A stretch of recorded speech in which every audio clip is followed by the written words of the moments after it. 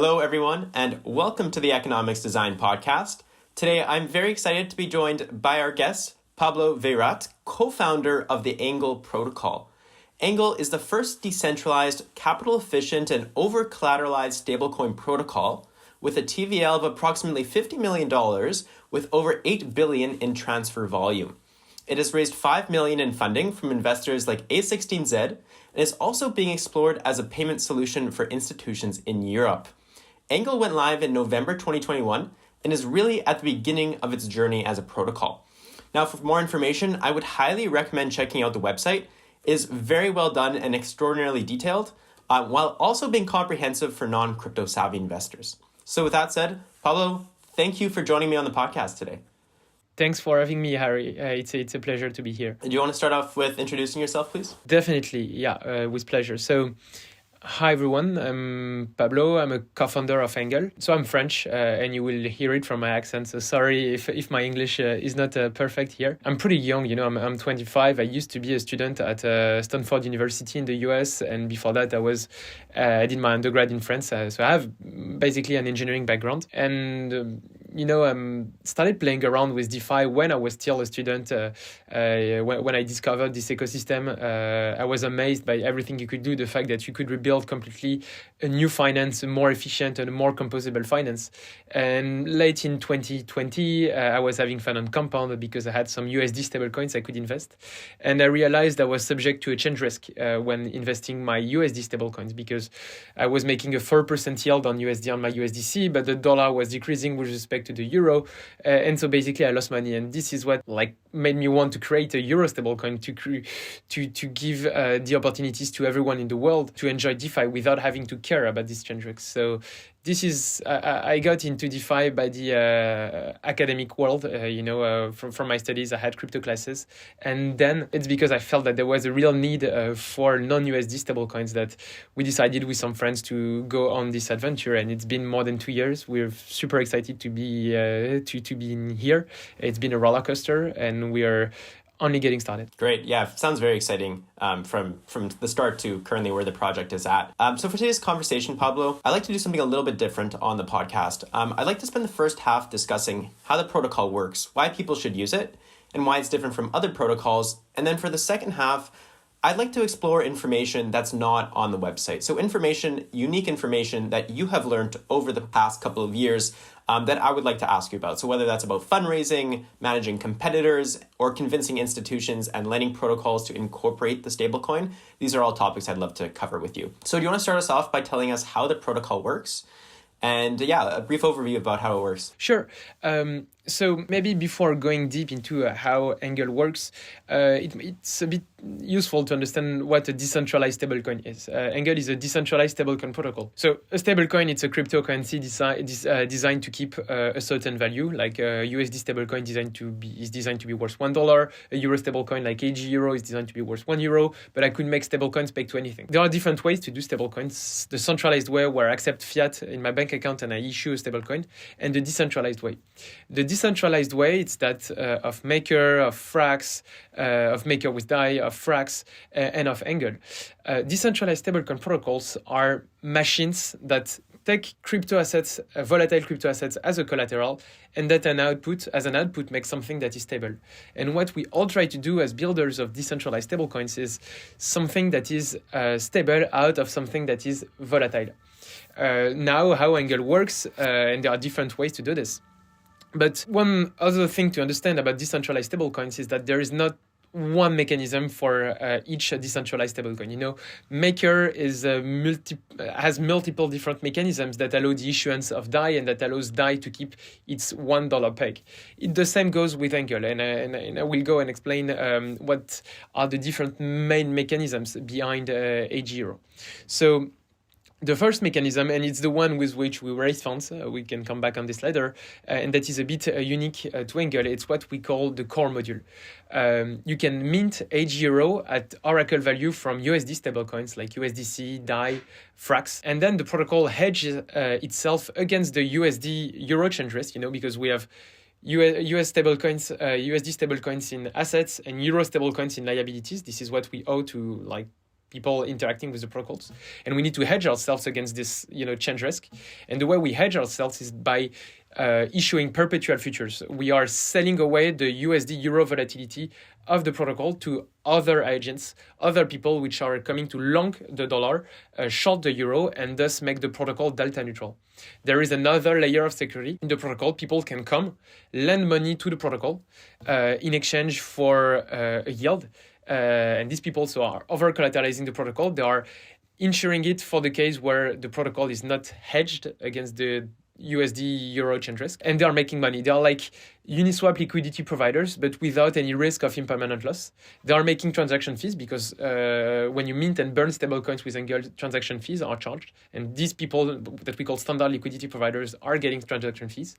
And they are also getting a portion of the yield the protocol is making on its reserves. Angle is more than a stablecoin protocol. It's also a yield protocol. You can use it to get a yield like you use Yearn. And by using Angle as a standard liquidity provider, you are using Angle as if you were using Yearn, except that you are receiving not only interest, but also transaction fees. So I'm sorry if it's a bit complex, and I'm sorry if I went a bit too fast. Don't hesitate to interrupt me if you have any question. But this is the core module of Angle. This is the core idea that we launched. We built it to be capital efficient, but over-collateralized, which is really an innovation in the decentralized stablecoin market. There are two main other ways of issuing H0, two other mechanisms, which are more common, like that you have on Maker, that you have on Frax. There is what we call a borrowing module, which is like Maker collateralized debt position model. You can borrow H0, put ETH as the collateral and borrow H0 against an over-collateralized position. It's pretty standard, except that we've made sure that we innovated, that our liquidation features are more efficient than what Frax or than what Maker is using, and that it's more borrower friendly. So Pablo, why don't you walk us through those three pillars once again, but providing an example comparing that to a DeFi protocol. Core module, the equivalent is Uniswap, except that Angle is the liquidity provider. Minting H0 like in a swap from any token with no slippage and just some fixed transaction fees that the protocol has to take, otherwise it could be front run. So core module, H0 can be minted like Uniswap, and you have a guarantee that your swap will always be at the euro value of the token you are using to swap it. Borrowing module, equivalent is Maker. You can borrow H0 against ETH, like you borrow DAI against ETH on Maker. And then we have what we call the direct deposit module. It's a bit more complex. Maker and Frax have that. It consists in saying that the protocol can mint H0 in other protocols, and you can borrow or use these H0 that are minted by Angle on other protocols. To make it more concrete, Angle is minting H0 on Aave and on Euler. These H0 are not really in circulation. They only come in circulation when they are borrowed by other people on Aave and on Euler. So the third equivalent, like direct deposit module, you have to see it as Angle becoming Aave, Euler, or also Curve, depending on where we are minting the H0, So it's something which people do not understand really well, but it's key in the functioning of all decentralized stablecoin protocols. And Frax, for instance, 90% of the Frax protocol is direct deposit modules that they call algorithmic market operations. Yeah, so it's interesting. It's a little bit more complex than the traditional DeFi protocol we've seen, right? Because it has those added elements to it, as you just explained. Why don't you walk us through why you created the protocol and how it's different from some of the more common protocols or protocols that resemble your protocol? Sure. So the reason why we created Angle was that it's twofold. The first reason is that we thought that if we did not do it, no one would take the time to create a serious decentralized euro stablecoin. There was clearly a gap, something that was missing in the market. And we thought, we need to do it because it's been 3 years that stablecoin exists and no one has ever done a euro stablecoin. That's the first reason. And the second reason was that we believed, because we have the mathematical background for this, that we could improve our existing decentralized stablecoin protocols. Our core module, what I described you, the Uniswap equivalent for, the mix of Uniswap, Yearn, and GMX.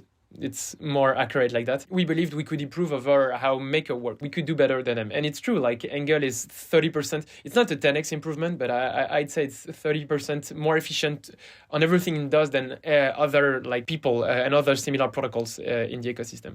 So no one would have done the euro, and we believe we could do better. This is what led us to launch Angle. And what was the second question again? No, that was it. That was great. That was it. Okay, cool. No, that sounds very exciting. And it's great to see new types of innovation innovations built on new types of innovations, right? We see a blockchain technology and then an innovative piece of technology built on top of that. That's the point of DeFi. And I'm not saying we have invented new primitives with Angle. The only new primitives in the space were lending markets, the first decentralized stablecoins, and AMMs like Uniswap. These were the real innovations. And since 2020 or even 2019, no one has really innovated in the space. People have just iterated over big breakthroughs. And this is what we've done. But right now, for us, the focus is really how can we bring the next wave of innovation that is going to drive a new bull market.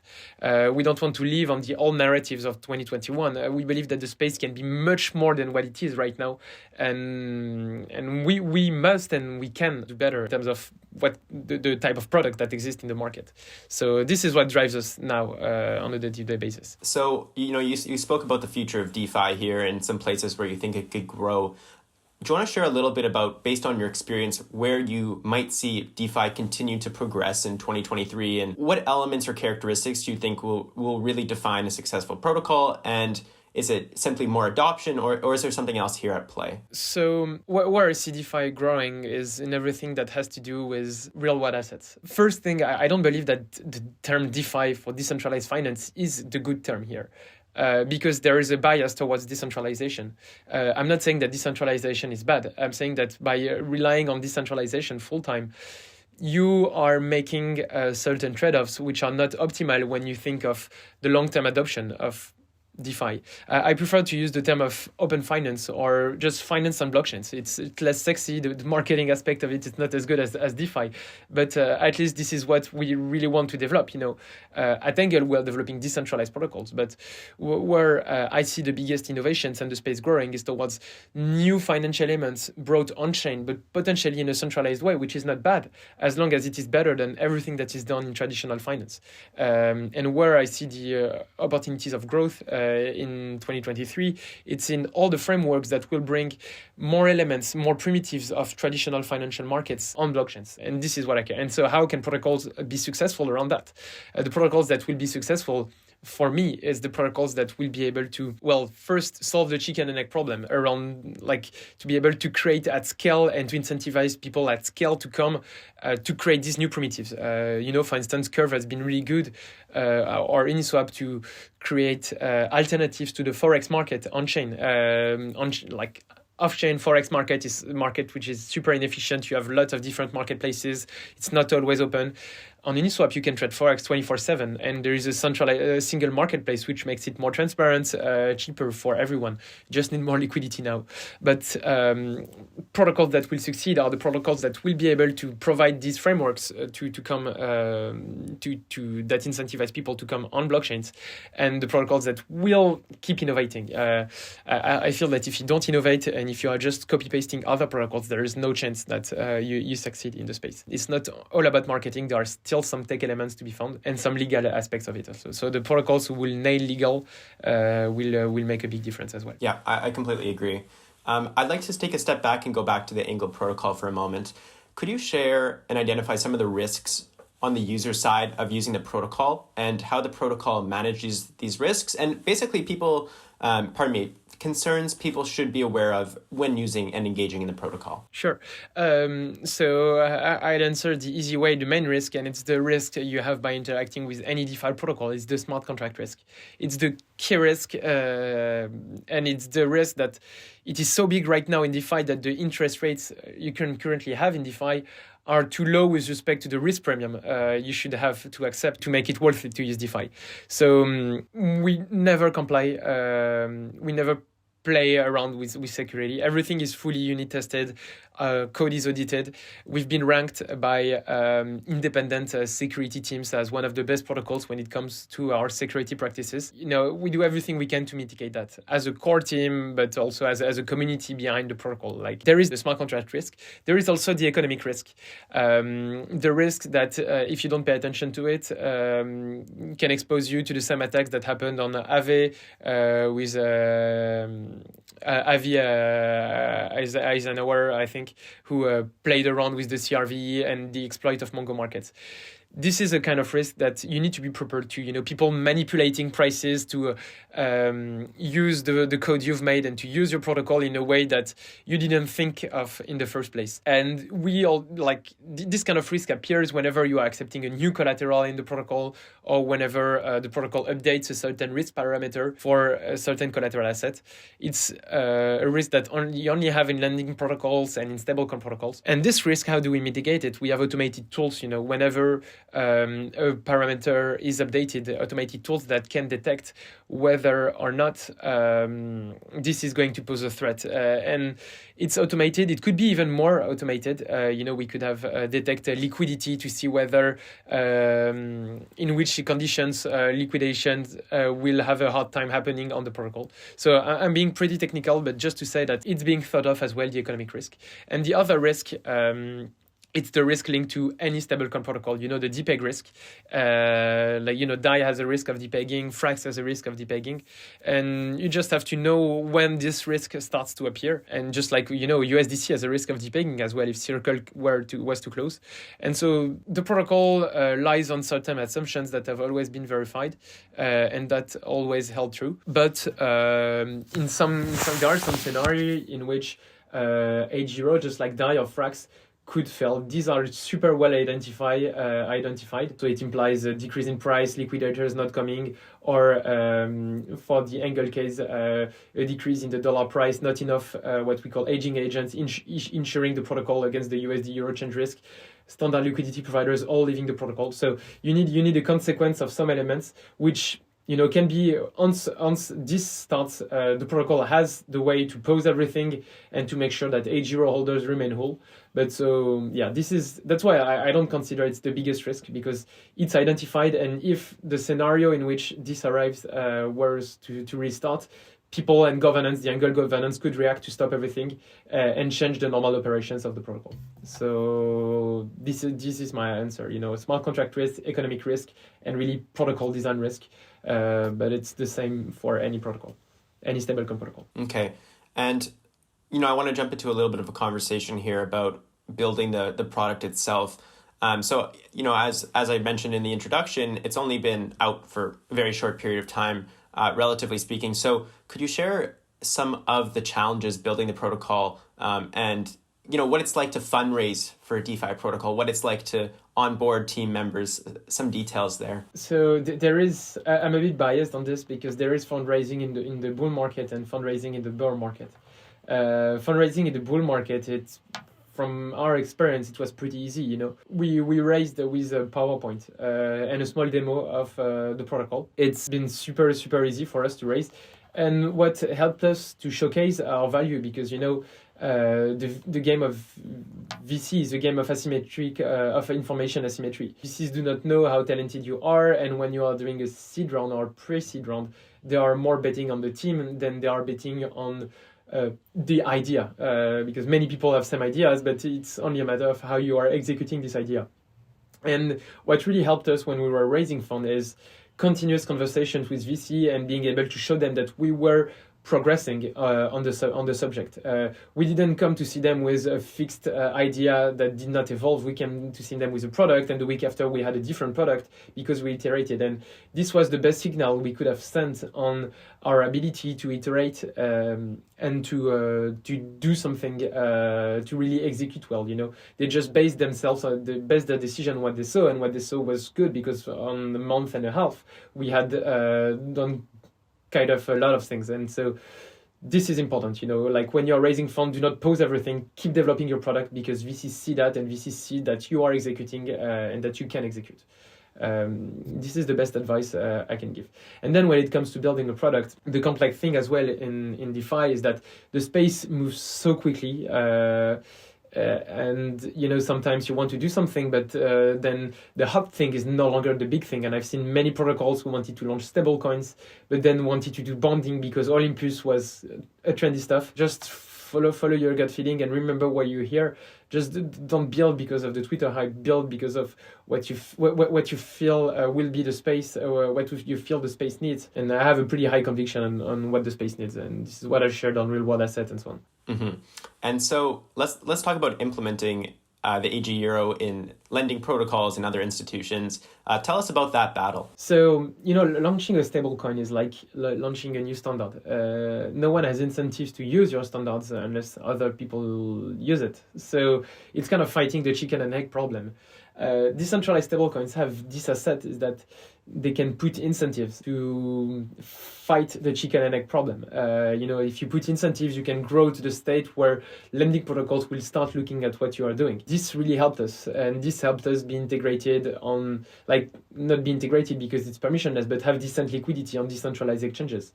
On Uniswap and on Curve, AG Euro managed to grow because of the incentives.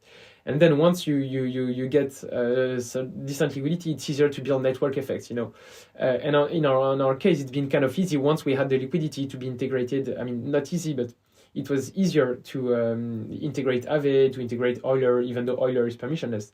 The reason for this being that there was really no euro opportunity out there. And if you're the only big player doing euros, well, people may want to borrow euro to short it, or people may want to lend euro to get a yield. And so the value proposal is more obvious. But in DeFi, I feel that there is no protocol that has a strong market fit. Why do people use Aave? Well, it's unclear. It's mostly because they want to be able to borrow to farm another token, or to borrow to get a leverage. Okay, it's cool, but does it really make a big? Is it really a game changer? And people will people still use it in 20 years? No. So it's the same for us. We're selling something which has no clear value at the moment. I mean, it has a value because it's euro, but it doesn't have it's not a tremendous no-brainer to use AG Euro. So that's why my point is that it's hard to integrate AG Euro when there is no clear thing except just, guys, hold euros because you're using dollar and you're exposed to exchange risk. It's cool, it's 30% better to use the protocol. It's better as a European to use AG Euro, and this is what helped us to market it to institutional. But there is no killer app, that you can use just with AG Euro. Just like for me, there is no pure DeFi killer app that make it really a no-brainer. And if we had these apps, the TVL in DeFi wouldn't be 40 billion, it would be hundreds or thousands of billions. And our goal right now is to create the killer app that will make it far easier to integrate AG Euro in many places. Mm-hmm. Yeah, I'm very excited to see the protocol continue to develop. I mean, the website's absolutely wonderful. I mean, going through it, everything about it, I like the analytics, the documentation, all of it's really wonderful, and I would highly recommend people check that out. And also, it's just excellent detail, excellent amount of the there's the details, there's the too long didn't read section, which is also good for beginners in the space. Overall, I highly recommend. Two more questions here for you, Pablo. First one, do you have any hot takes about the DeFi space or finance in general that you would like to share, or any ambitious predictions? So my prediction is that nothing much will happen in 2023. People will keep building, but the strong protocols now, the ones that will do great things in 2023, it will be unnoticed in 2023, but these will be the winners of 2024. So I'm a terrific trader. I'm not able to tell you whether there's going to be a bull, a bear, when it's going to happen. I don't trade. I have my stack, but I don't hold it. Just to say that I feel right now there is less noise, and winners of tomorrow are the ones working today. I'll have to have you on the podcast next year, and we'll have to see if you're right.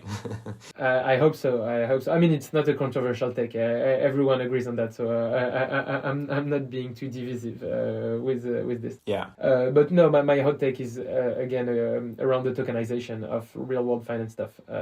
This is going to be the next big innovation. And if you have any other hot takes, you believe of what will happen. I don't believe that under-collateralized lending is the panacea. I don't believe that this is what is going to create a new era, a new wave for DeFi, because for me it's not so scalable at this point. I do think that what will work is really frameworks to tokenize stuff, and people can trust that there is in custody the tokenized stuff with proof of reserves or things like that. Once we have that, then we need people to grow liquidity for the tokenized stuff and to create more utility and good products and so on. This is my thesis. Mm-hmm. And last question for you here. What's next for the protocol? What should people keep an eye out for? What's next for the agenda? Many things, man. Many things. No, I can share 3 products that we will release over the coming weeks. So first, We have been working on a feature to allow people to borrow AG0 from any liquidity provider token, any LP token that is generating a yield. And they will be able to get the LP token in just one click. Come with the LP token, borrow AG0, or even get leverage on it. Right now, we support any asset that is rooted on 1ETH, but now you can come really with any Curve LP token or probably any Balancer or Aura LP token to borrow AG0. I'm not saying it's really a game changer, but it's a DeFi optimization we needed to play around with. That's the first thing. There's probably a gold stablecoin that is coming. We have all the expertise with Euro, and so why not use it for other stablecoins? So gold is coming, a bit of alpha here. And we are working on a new framework to incentivize Uniswap liquidity, Uniswap D3 liquidity. It's hard to incentivize Uniswap liquidity as a protocol because liquidity provider positions are not ERC20 tokens that you can put in a classical conventional staking contract. We have developed a system that is more efficient than using just Gamma or using just Arrakis as a way to wrap UniV3 LP positions. We hope that this should make Angle and AG0 the liquidity hub on UniV3, this new system. Great.